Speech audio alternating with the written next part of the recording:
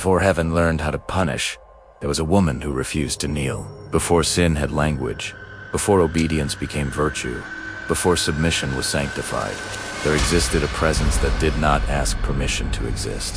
Her name was not whispered at first. It was spoken openly, without fear, without shame. Lilith was not born from rebellion. She was born from equality. This is where the story truly begins. Not with demons, not with exile, not with darkness, but with a refusal. And that refusal shattered the architecture of creation. This is not the story you were taught. And what comes next was never meant to survive. Because the first thing power does when it feels threatened is rewrite memory. And Lilith became the first memory they tried to erase. Creation was young when she emerged, not from a rib, not from submission, not from permission. She rose from the same soil as Adam, shaped by the same breath, animated by the same spark. Side by side they stood, not above, not below, and for a brief moment, equality existed. That moment did not last, because hierarchy requires difference, and difference must be enforced. When Adam demanded dominance, Lilith did not argue, she did not plead, she did not negotiate.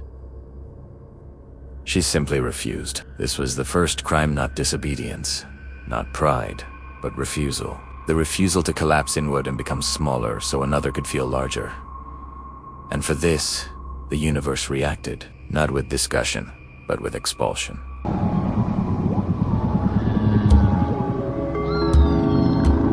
Lilith spoke the hidden name of creation and walked away from Eden. Not chased, not dragged, she left. And that departure created something new. The first exile, the first uncontained being, the first threat to divine order. This is the moment myth fractures, because power can tolerate sin, but it cannot tolerate autonomy. When Lilith vanished into the wilderness, something unexpected happened. She did not disappear. She transformed. Outside Eden, there were no rules, no hierarchy, no singular voice defining what was allowed to exist. In the wild spaces beyond order, Lilith became something the heavens could not control. She became self-directed, and that terrified them. Because an obedient creation can be managed, an autonomous one can multiply. So the narrative shifted. Lilith was no longer equal, she was dangerous. She was no longer woman, she was monster. Stories spread quickly, faster than truth ever does. Lilith seduced men. Lilith devoured infants. Lilith corrupted dreams. Every fear that authority could not contain was projected onto her. Because demonization is easier than admitting failure. Because if Lilith was evil, then the system was justified. And if she was not, then everything built on obedience was fragile. So they chose fear. They always do it. Here is where the story becomes uncomfortable. Lilith did not fight back. She did not seek redemption. She did not ask to return. She accepted exile and reshaped it into sovereignty. That alone made her unforgivable, because repentance keeps systems intact. Refusal breaks them. Lilith became a symbol that could not be domesticated, a woman who did not need permission, a being who existed without approval. And symbols like that cannot be allowed to spread, so they encoded her as warning. They taught that independence leads to ruin, that autonomy invites darkness, that power outside hierarchy is monstrous. This was not theology. This was containment. And it worked for centuries. But myths do not die. They migrate. They wait. Lilith slipped into forbidden texts, into whispered incantations, into amulets worn beneath clothing. Her name survived where official doctrine could not reach, and the meaning shifted again. Not demon, not goddess, Mira. Because Lilith represented something that refused to disappear, the part of the self that does not comply, the instinct that resists erasure, the voice that says no, even when the cost is exile. And every system knows this truth. Control the narrative, or lose the future. So Lilith was buried beneath layers of fear, but fear has a shelf life. This is where the lie begins to crack. If Lilith was pure evil, why did people keep invoking her? If she was destruction, why did women pray to her? If she was death, why did she become protector in secret rituals? Because monsters do not protect, but exiles do it.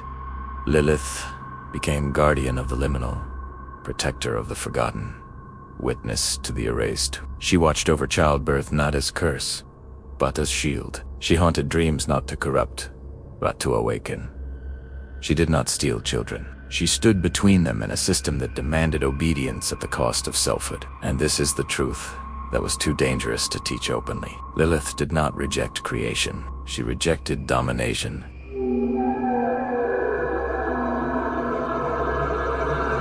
Every era reshapes its villains. In medieval texts, Lilith became seductress. In moral sermons, she became warning. In modern times, she became symbol. But symbols are not neutral. They carry charge. And Lilith carries the charge of the first refusal. That energy does not disappear. It transfers. Every time someone chooses authenticity over approval, Lilith stirs. Every time a voice refuses to shrink, Lilith is remembered, not worshipped.